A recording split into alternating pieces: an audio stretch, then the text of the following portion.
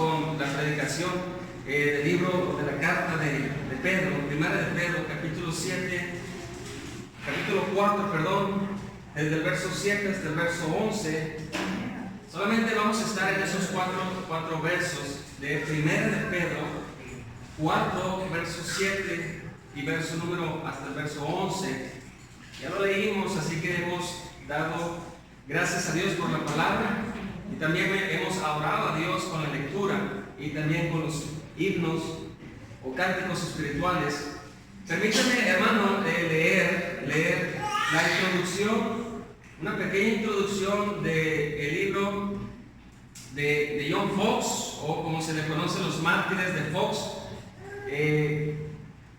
Espero ser un poco claro al leerla. Lo que voy a leer es parte de lo que viene en el libro de John Fox, o los mártires de Fox. ¿Y por qué leer esta parte como una pequeña introducción? Bueno, hermanos, algo pasó en la vida de los creyentes después de la resurrección de Cristo. Algo sucedió en ellos. Dejaron de ser de cierta manera un poco temerosos. Ahora mostraban una gran valentía. El Señor Jesucristo había resucitado de los muertos, pero había prometido que Él iba a volver. Algo pasó pues en la vida de Esteban. Algo pasó en la vida de Pedro, algo pasó en Felipe, algo pasó en Juan. Alguien estaba con ellos, aunque Cristo había ascendido a los cielos, pero alguien estaba con ellos. El Consolador, el Espíritu Santo estaba en ellos. Hermanos, ellos ahora no tenían temor por causa de la cruz o por causa de Jesús. Y John Fox pues relata la historia de los mártires cristianos en las diferentes persecuciones. Y cuando estamos hablando de primera de Pedro y el contexto, pues hablamos de esas persecuciones que estuvo a mano de Nerón, o del emperador romano. Bueno, vamos a leer pues, o déjenme leerle este pedazo de introducción para no hacerlo muy largo. Dice John Fox: Cristo edificó su iglesia, eso es una verdad. Cristo edificó su iglesia, esa es una verdad, con tal fuerza que las puertas del infierno no prevalecerían contra ella. Eso es una gran verdad. Y con esas palabras se deben observar varios aspectos y tres cosas importantes. Primero, Cristo tendría una iglesia en este mundo. Cristo tendría una iglesia en este mundo. Número dos, segundo, que la misma iglesia sufriría una intensa oposición, no solo por parte del mundo, sino también con todas las fuerzas y poder del infierno entero. Tercer aspecto, y en tercer lugar, que esta misma iglesia, a pesar de todo el poder y la maldad del diablo, se mantendría. Esta profecía de Cristo la vemos verificada de manera maravillosa, por cuanto todo el curso de la iglesia hasta el día de hoy no parece más que un cumplimiento de esta profecía. No han podido desaparecer la iglesia de Cristo, hermanos. Esa es una verdad histórica, pues, a pesar de lo que estamos leyendo. Primero, el hecho de que Cristo ha establecido una iglesia no necesita demostración. La historia es evidente. Segundo, ¿con qué fuerzas se han opuesto contra la iglesia? Príncipes, reyes, monarcas, gobernadores y autoridades de este mundo. Y en tercer lugar, cómo la iglesia, a pesar de todo, ha soportado y ha retenido lo suyo. Es maravilloso observar que tormentas y tempestades han venido, y para aún más evidente exposición de esto he preparado la siguiente historia, dice John Fox, con el fin primero de que las maravillosas obras de Dios en su iglesia redunden para su propia gloria. Y también para que al exponer la continuación e historia de la iglesia pueda redundar en ello el mayor conocimiento y experiencia para provecho del lector y para la edificación de la fe cristiana. Solamente leer, hermanos, cómo Esteban muere por causa de la cruz de Cristo esa lectura del libro de los Hechos edifica a quien lee Hechos. No hay cristiano que no lea cómo muere Esteban, hermanos. Y decíamos la vez pasada, lejos de renunciar al cristianismo, el verdadero creyente se fortalece al ver cómo murieron los primeros cristianos o los mártires de la fe cristiana. Aunque un apóstol, para finalizar, aunque un apóstol le había traicionado y aunque otro le había negado bajo solemne sanción de juramento, y aunque el resto le había abandonado, la historia de su resurrección dio una nueva dirección a todos sus corazones, y después de la misión del Espíritu Santo impartió una nueva confianza a sus mentes. Los poderes de los que fueron investidos les dieron confianza para proclamar su nombre, para confusión de los gobernantes judíos y para asombro de los prosélitos gentiles. John Fox. El contexto de la carta, hermanos, de Pedro es que los cristianos estaban padeciendo persecución por causa de su fe. El contexto de la carta de Pedro es que estaban siendo muertos los creyentes por causa de la fe que habían puesto en el Señor Jesucristo, que muchos de ellos no lo habían visto. El contexto, pues, de la carta de Pedro es ánimo a aquellos que están sufriendo persecución o que en un futuro padeceremos también persecución. Pedro les anima, hermanos, eso es bien importante, no con pensamientos humanos. Pedro les anima, hermanos, con los pensamientos de Cristo. Pedro les quiere animar con el pensar de Cristo. Y cuando usted lee los versos de atrás del capítulo 4, Pedro les dice a estos hermanos que están padeciendo persecución en varios aspectos, como lo hemos visto anteriormente. Primero les dice, hermanos, ármense de la mente de Cristo, del pensamiento de Cristo. Si eso hicieron con el Señor de la gloria, es probable, o así fue, muchos de ustedes o nosotros también padeceremos persecución. También les dijo, hermanos, para animarlos, que aquel que ha muerto por ellos ha quitado el pecado de ellos. O sea que los cristianos ya no viven bajo ese dominio del pecado. Ahora pueden ellos vivir vidas diferentes. Y hermanos, por vivir vidas diferentes, esos cristianos de la carta de Pedro sufrieron persecución. Era algo extraño para sus amigos.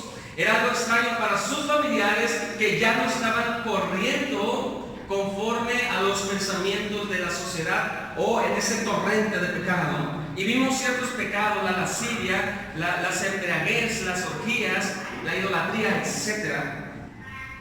También vimos, hermanos, que Pedro les da aliento a aquellos hombres que han muerto por causa de Cristo, que recibieron un juicio injusto y que han muerto por causa de Él. Pedro les dice, hay un juez que juzgará a vivos y a muertos. Y Pedro les dice, hermanos, los que murieron en Cristo se han librado del juicio, pero todos aquellos que han rechazado o que son enemigos de la cruz recibirán un juicio de parte del Señor Jesucristo. Ellos dan cuenta, pues, al que vive y reina por los siglos de los siglos. Muy bien, hermanos, pues en este contexto leemos, si gusta ponerse de pie para leer estos pequeños 4 versos. Vamos a leer 1 Pedro 4, verso 7. En ese contexto es la siguiente lectura. Un contexto de ánimo, pues, más el fin de todas las cosas se acerca. Sed pues sobrios y velad en oración. Me ayudan con el verso 8, por favor. Y ante todo tener entre vosotros ferviente amor, porque el amor minará multitud de pecados. Verso 9, hospedados los unos a los otros sin murmuraciones. Cada uno según lo que ha recibido, ministrelo a vosotros como buenos administradores de la multiforme gracia de Dios. Si alguno habla, hable conforme a las palabras de Dios. si alguno ministre conforme al poder que Dios da, para que en todo sea Dios glorificado por Jesucristo, a quien pertenece la gloria y el imperio por los siglos de los siglos. Amén. Oremos. Gracias, damos por su palabra y pedimos a nuestro Dios que pueda usted con la palabra alimentarnos en esta mañana, que podamos exaltar el nombre del Señor Jesús en esta predicación.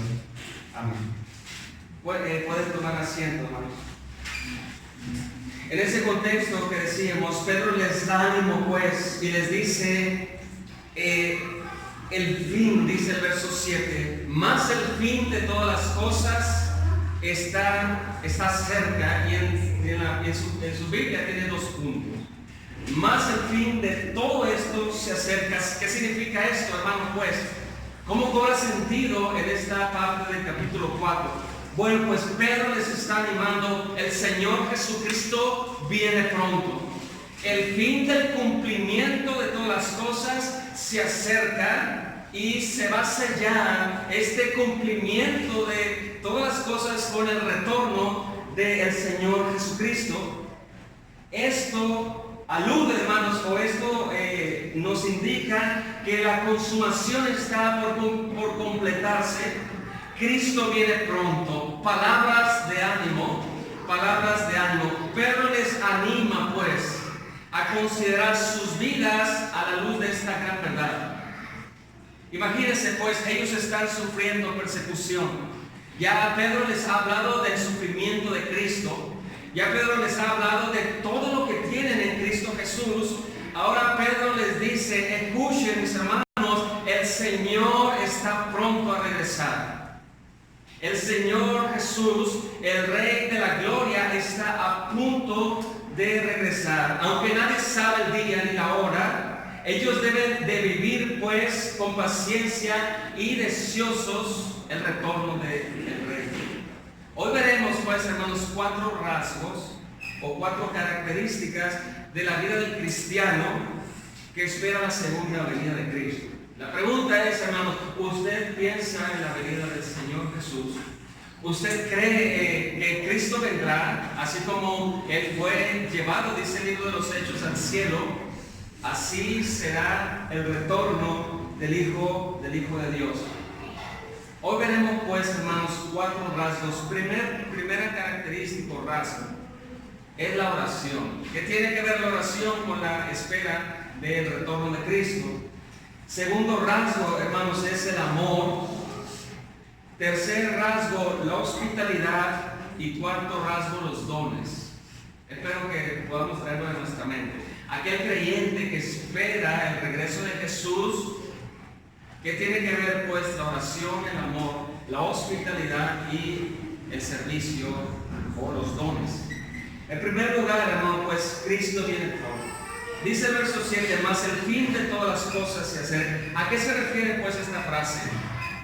¿A qué se refiere cuando Pedro dice está a punto de llegar el cumplimiento de todas las cosas? La respuesta es sencilla, hermanos, es Cristo viene pronto. Cristo viene pronto. Pablo en Romanos 13:11 dice lo siguiente, y esto conociendo el tiempo, que es ya hora de levantarnos del sueño, porque ahora está más cerca de nosotros nuestra salvación que cuando creímos. Pablo dice también en Romanos, la salvación está aún más cerca de nosotros. Esto significa que el Señor Jesucristo está muy pronto a venir, dice el apóstol Pablo. Lo mismo dice el apóstol Pedro. El escritor de Hebreos en el capítulo 10, verso 25 nos dice algo similar, hermanos. No dejando de congregarnos como algunos tienen por costumbre, sino exhortándonos, y tanto más cuando veis que aquel día está por cumplirse o aquel día se acerca, refiriéndose, hermanos, el escritor a que el Señor Jesucristo está pronto por regresar. En otras palabras, hermanos, en la iglesia primitiva esperó el retorno de Cristo. Los reformadores, hermanos, esperaban el retorno de Cristo.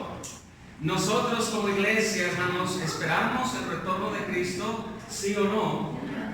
También Juan, hermanos, en el capítulo 2, verso 18, alerta a sus lectores que el anticristo está por llegar. Y Tito dice, ya es el último tiempo, y según vosotros oísteis que el anticristo viene.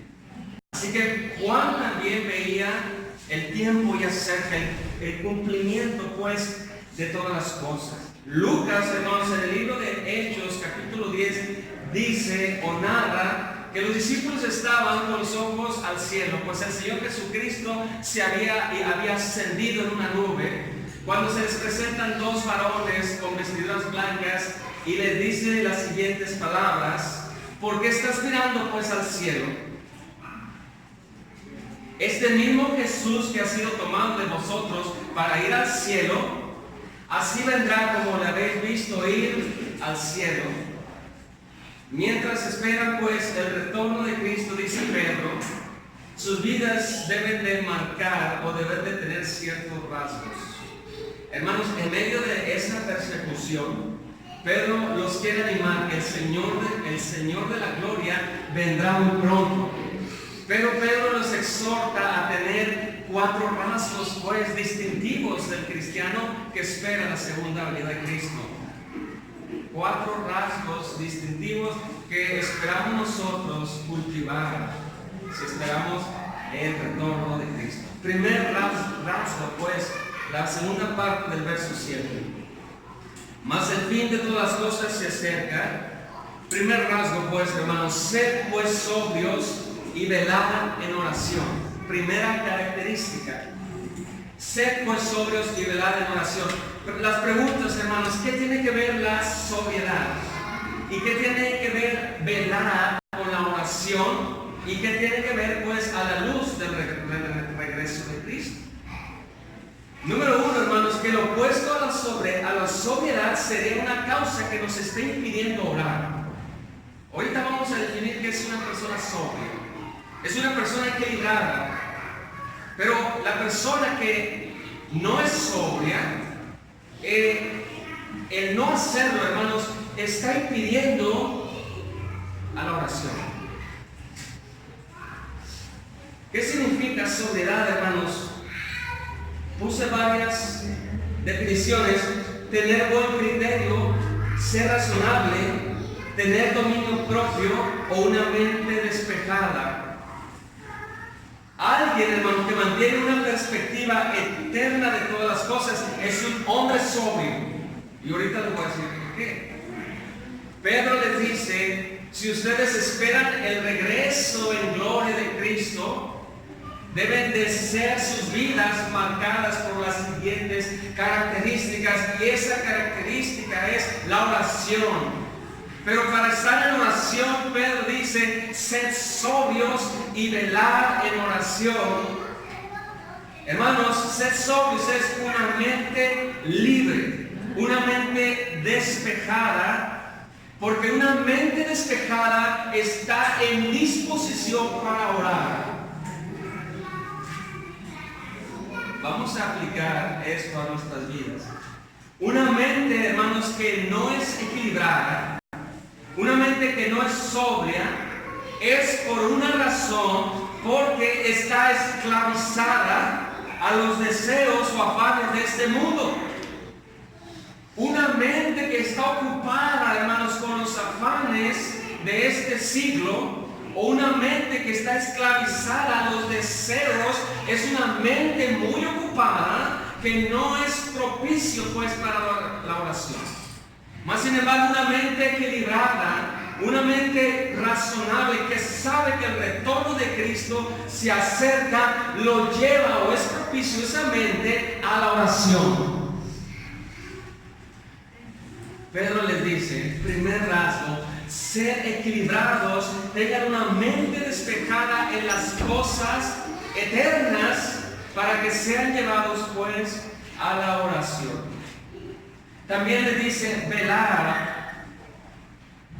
Esta palabra, hermanos, velar es pues algo muy sencillo: no dormirse, estar despierto.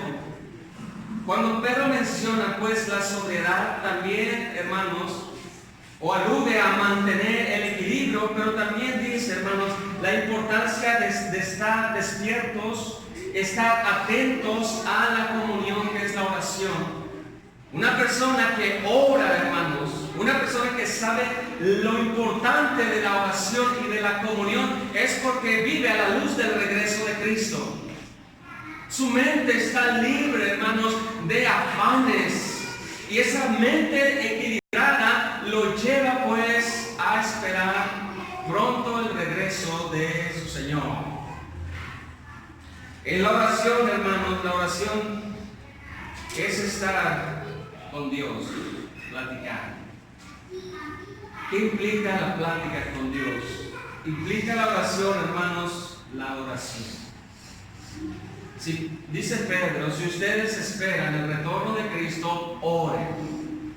Que sus mentes estén lejos de las preocupaciones si han de ser muertos por causa de Cristo, si están siendo difamados por causa de Cristo, que eso no afecte a su mente, más bien equilibren su mente a lo eterno y dispónganse a orar. Porque en la oración van a encontrar ustedes la adoración a Dios, ese reconocimiento de quién es Dios. Si usted puede resumir qué es la adoración, hermanos, es reconocer quién es Dios, sus atributos. Dios, tú eres poderoso. Hermanos, podemos estar hablando del poder de Dios en oración mucho tiempo. Dios, tú eres grande en misericordia. Yo reconozco tu grande amor, tu gran bondad, tu justo juicio. Es deleitarse pues en reconocer quién es Dios. La oración implica, hermanos, la alabanza a Dios por sus maravillas y sus obras. Eso incluye nuestra salvación.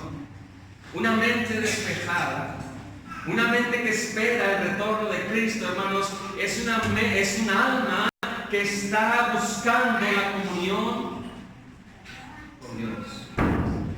En la oración, hermanos, encontramos refugio, encontramos fortaleza, pero también encontramos descanso para nuestra alma.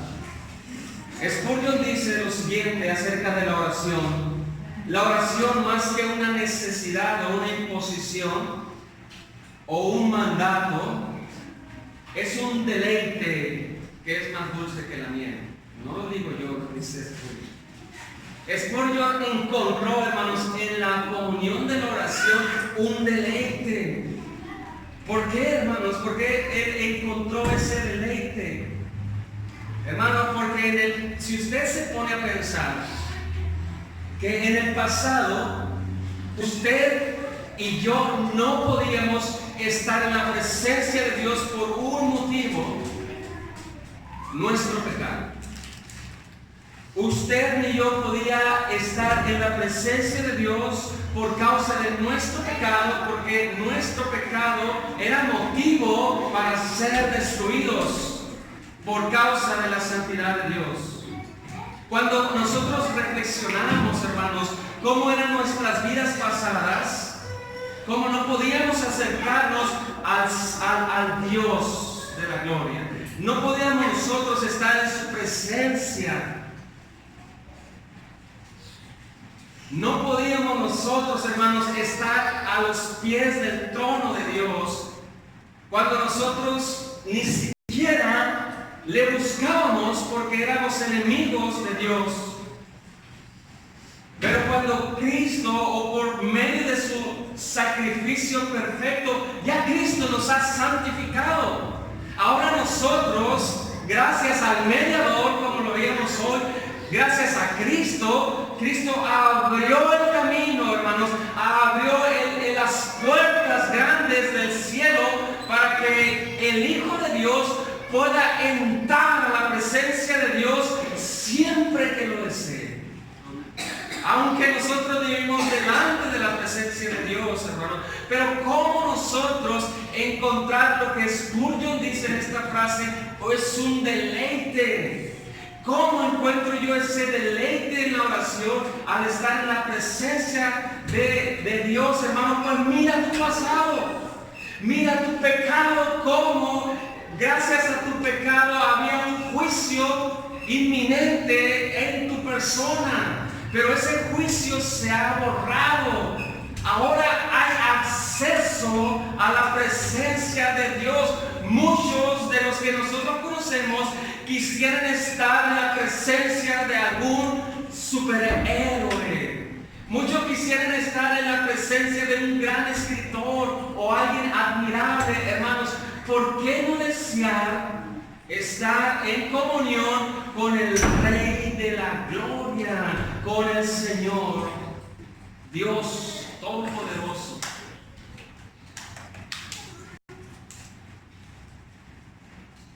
Ahora tenemos pues una entrada por gracia siempre. Por eso Spurgeon dice: yo veo en la oración no un mandato, una imposición, no una necesidad, sino un gozo o un deleite. Pidámosle a Dios, hermanos, nosotros ver la oración como algo dulce, como algo que se busca con una intensidad, hermanos, estar aquí a solas con Dios en oración. Amados, dice Juan, ahora somos hijos de Dios y aún no se ha manifestado lo que hemos de ser, pero sabemos que cuando Él se manifieste seremos semejantes a Él, porque le veremos tal como Él es. Los cristianos de la carta de Pedro esperaban la segunda venida y los llevaban, hermanos, a la oración. La oración es un rasgo del cristiano que espera la segunda venida de Cristo. También dice Juan: y todo aquel que tiene esta esperanza, o el regreso del Señor Jesús, se purifica a sí mismo, así como Él es puro. Hermano, en la oración encuentra uno purificación.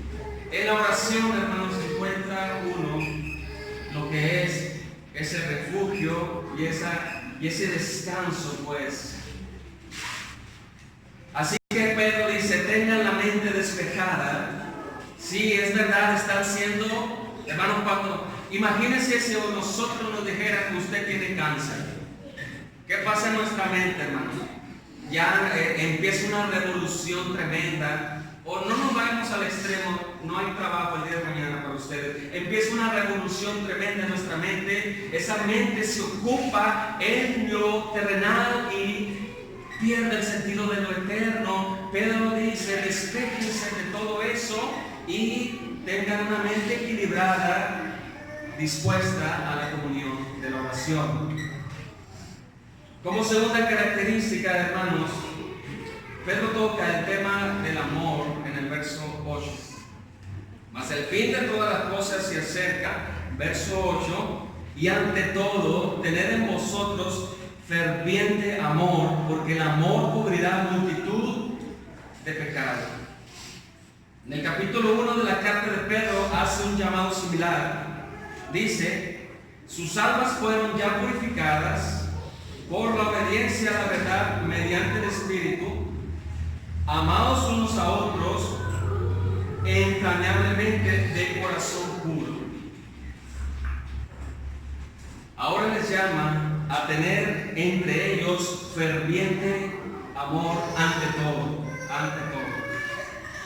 Esta palabra, hermanos, cuando les dice Pedro, escuchen, lectores de la carta, Pedro les dice: ustedes han creído por la palabra, el Espíritu Santo los ha regenerado, ahora tienen la capacidad de amarse unos a otros entrañablemente, o sea, sin límites. Hermanos, Dios les dio la capacidad a estos hombres y mujeres de demostrar el amor, pero a su mayor límite, o sea, entrañablemente, sin límites. Y Pedro ahora les dice: ámense entre ustedes, pero con un amor ferviente.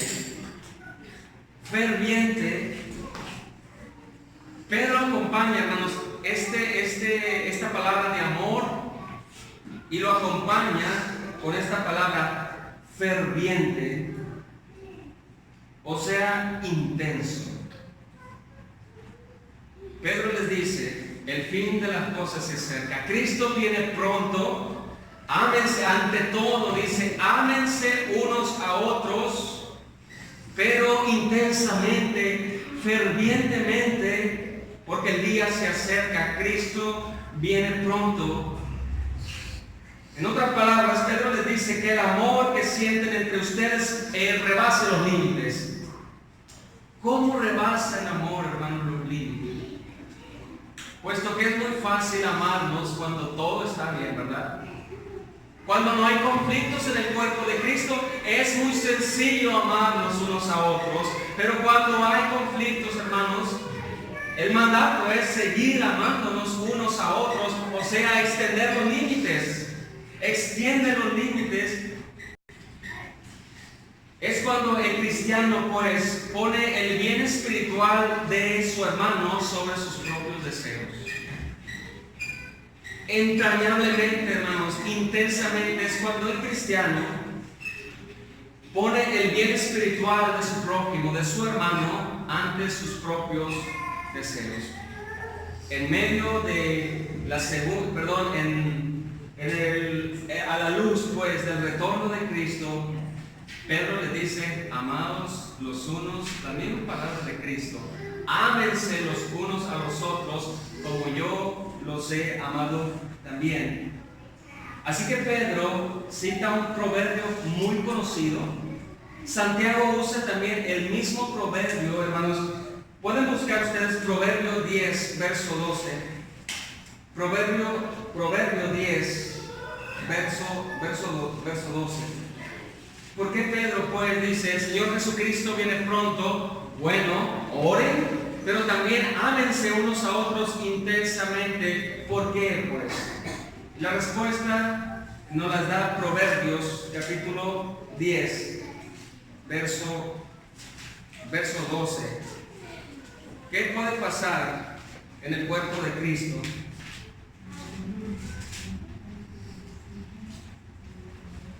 Proverbios 10,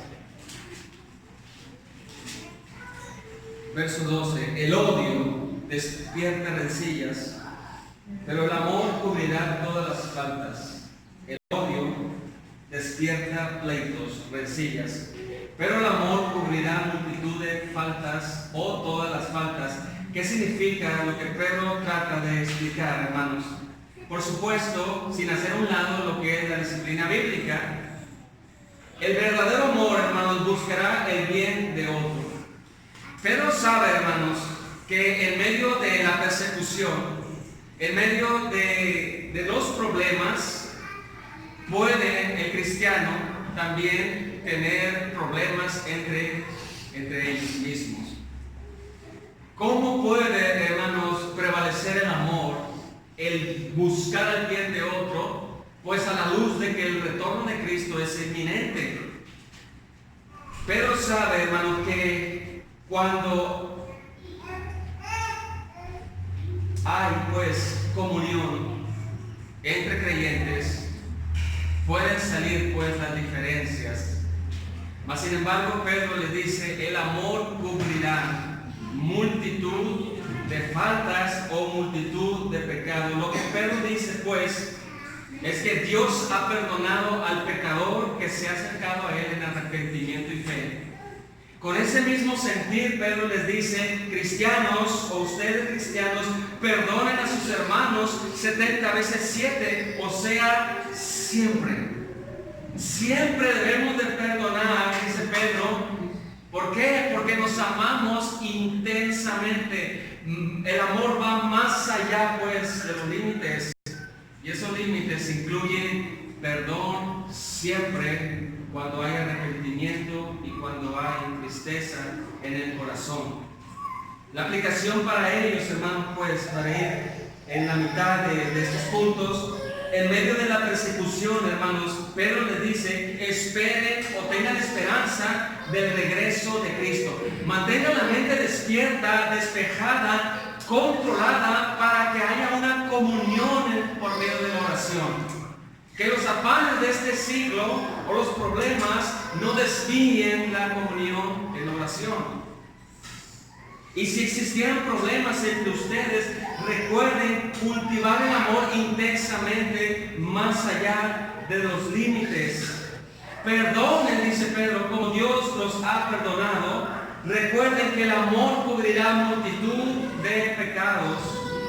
Cristo viene pronto. Pedro les recuerda. Cristo viene pronto. La iglesia, pues, primera, esperó a Cristo. Nosotros, pues, lo hacemos de la misma manera. Esperamos el retorno del Rey. Hermanos, Pedro a nosotros, lectores de ahorita, Pedro nos llama también, hermanos, a que le pidamos a Dios que nos ayude a mantener una mente despejada. Puesto que no somos de este mundo, somos peregrinos, hermanos, que vamos a una ciudad celestial. Pedro nos invita a nosotros, Pedro nos invita a que oremos como un deleite. Estar en la presencia de Dios es un deleite. Y también Pedro nos invita, va a haber problemas entre ustedes, pero el amor cubrirá multitud de pecados. Sin quitar, por supuesto, la disciplina bíblica. Perdonarse 70 veces 7, o sea, siempre. Tercer rasgo, pues, de los cristianos que esperan la segunda venida de Cristo. Esto significa, la hospitalidad es un amor, un afecto, una bondad a los extraños. Fíjense, hermano, qué interesante. Hospedados, dice el verso 9, los unos a los otros, sin murmuraciones, en base a que tienen que amarse, en base de que tienen que ser intensos en su amor entre cristianos. Pedro les dice, hospédense unos a otros, pero sin murmuraciones. Hermanos, el hospedaje era importante. Yo creo, mi muy humilde opinión, gracias a muchas casas que abrieron sus puertas a esos predicadores itinerantes, el Evangelio llegó a nuestras vidas. Gracias a que hubo hogares dispuestos a abrir su casa y amar a los cristianos no conocidos, verdaderos, el Evangelio llegó hasta nuestras casas. Hoy sigue siendo lo mismo. Cuando usted abre la puerta, hermano, a algún predicador, a algún misionero o incluso a alguno de nosotros que trae la palabra de Dios a su casa, y eso me recuerda, hermano, lo que estamos haciendo entre semana. Entre semana usted abre la puerta de su casa porque lo recibe el hermano Gustavo, el hermano Yair, el hermano Rafael, el hermano Esteban, llevando edificación a su casa, hospedados unos a otros sin murmuración. El hospedaje era importante, hermanos. Se recibía, pues, a los predicadores itinerantes del Evangelio. También había reuniones en casa, hermanos, para la iglesia. Había hombres que decidían abrir su casa para recibir ¿a quién? A la iglesia de Cristo. Hospedaban, hermanos, porque también cuidaban a los cristianos que tenían gran necesidad. Si a usted le embargaran su propiedad, su casa, ¿usted cree, hermanos, que va a dormir en la calle? Usted no tiene dinero para un hotel, no tiene ningún familiar, hermano, en la carne. ¿Usted cree que va a pasar con sus hijos dormir en la calle? No, hermanos, porque tiene una iglesia que puede hospedarlos sin murmuraciones en su casa. Pedro dice, aquellos que esperan el retorno del Rey, hospédense unos a otros, pero sin murmuraciones. Esta palabra murmuraciones, pues, es sin quejarse de manera silenciosa. Murmurar, nadie se da cuenta. Porque se queja uno, pero silencio, así despacito. ¿Por qué Pedro dice, háganlo sin quejarse? Hermanos, entre más íntima sea la convivencia entre nosotros o entre ellos, mucho más nos vamos a dar cuenta de nuestras imperfecciones. Ahí es cuando entra el amor, cubre multitud de pecados. Sin murmuraciones. Por último, pues, verso número 10, cuarto rasgo para los cristianos que esperan el retorno de Cristo. Primer rasgo, la oración. Segundo rasgo, el amor. Tercer rasgo, la hospitalidad. Cuarto rasgo, pues, es el servicio, pues, o los dones. Verso 10. Cada uno, según el don que ha recibido, ministren a otros como buenos administradores de la multiforme gracia de Dios. Cada uno, dice Pedro. Pedro está hablando a los cristianos. Pedro sabe que cada cristiano tiene un don. Ese don, o esos dones, hermanos, la Biblia habla de los dones en Romanos 12, 1 Corintios 12 y Efesios 4. Si usted le dice dónde se habla acerca de los dones, Romanos 12, 1 Corintios 12 y Efesios 4. Pero ¿qué es un don, hermanos? Es una habilidad o una capacidad espiritual otorgada por Dios por gracia. Eso es importante. ¿Qué es un don? Es una habilidad que usted tiene. Dios lo ha capacitado a usted con algo sobrenatural o algo espiritual y es dado por gracia. No lo puede comprar pues en el seminario, no lo puede comprar en la iglesia, hablando de local. En una librería usted no puede comprar el don. Dios le ha dado a usted una capacidad sobrenatural por gracia. Pero ¿sabe qué, hermano? Ese don no es para sí mismo. ¿Es para quién? Para la iglesia, es para los demás. El don, hermano, no es para usted mismo, es para servir a los demás. Pedro dice, cada uno recibe o recibió un don de parte de Dios, o sea, de manera gratuita. El don le pertenece a Esteban o le pertenece a Dios. El don le pertenece a Jairo, le pertenece a Dios, le pertenece el don, pues es quien lo ha dado. Y puesto que Dios nos ha dado dones, Pedro dice, pues sean buenos administradores de los dones, sean mayordomos buenos y calificados. ¿Para qué son los dones? Pues, verso 10 nos da la respuesta. Cada uno según el don que ha recibido de parte de Dios, ministrelo a otros. Su don es para los demás, no para sí. El don sirve para servir a otros, no es para uno mismo. ¿Qué es un buen administrador, hermanos? Quien espera la segunda venida de Cristo tiene en mente el servicio. Quien espera la segunda venida de Cristo tiene en mente desarrollar su don y servir a la iglesia o a su hermano. Pero Pedro les dice, ya tienen el don, pues sean buenos administradores o mayordomos. ¿Qué es un administrador? Es alguien que administra un recurso que no le pertenece. Un buen administrador sabe que lo que tiene en sus manos le pertenece a otro. En este caso es a Dios. Dios dice a la iglesia de Cristo, sean buenos mayordomos. A cada uno le he dado un don para servir, para ministrar. Hermanos, en las iglesias, en muchas iglesias, esta palabra de ministrar se utiliza mucho en la alabanza. Espérense, sigue la administración de la alabanza. Muchas veces no tiene nada que ver con el servicio. Ministrar, hermanos, es tener ese don, ser buenos trabajadores de parte de Dios.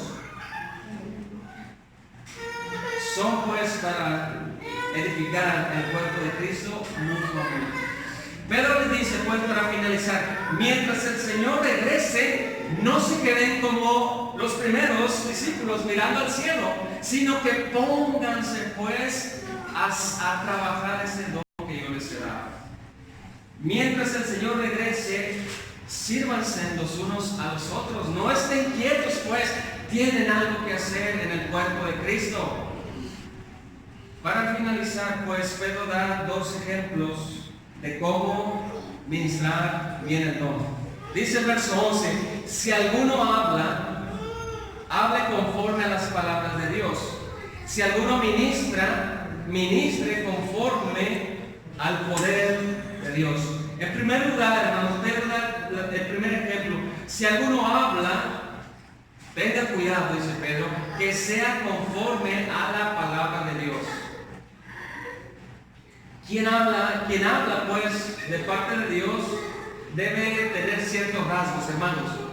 Estamos hablando del servicio. Número uno, quien habla de parte de Dios, pues debe repetir las mismas palabras de Dios, no sus propias ideas. No sus propias ideas. Debe repetir y cuidar fielmente las palabras de Dios. Esto, hermanos, va a traer edificación a la iglesia. El que tiene el don, hermanos, el que habla, el que enseña, el evangelista, el maestro, el predicador, el pastor, etcétera, tiene que servir, pero de la manera correcta, trayendo las palabras de Dios a sus hermanos, no sus propias ideas. Segundo, pues, el que ministra o el que sirve, hágalo conforme al poder de Dios. ¿Qué significa esto, hermanos? De una manera sencilla, pues quien hace algo para Dios, cualquier don, aquel que sirve a otro hermano, lo tiene que hacer en el poder de Dios, no en el poder de sus fuerzas. Aquel que sirve con sus dones, tiene que tener eso en mente. Lo hace con el poder de Dios, no con el poder de sus fuerzas. En otras palabras, debe demostrar una total dependencia de Dios. La fuerza y el poder, hermanos, es de Dios, no es del vaso frágil. La fuerza para servir a otros no es capacidad humana, es capacidad de Dios. Por último, pues, encontramos una alabanza de parte del apóstol Pedro, y no sé si usted puede sentir lo mismo.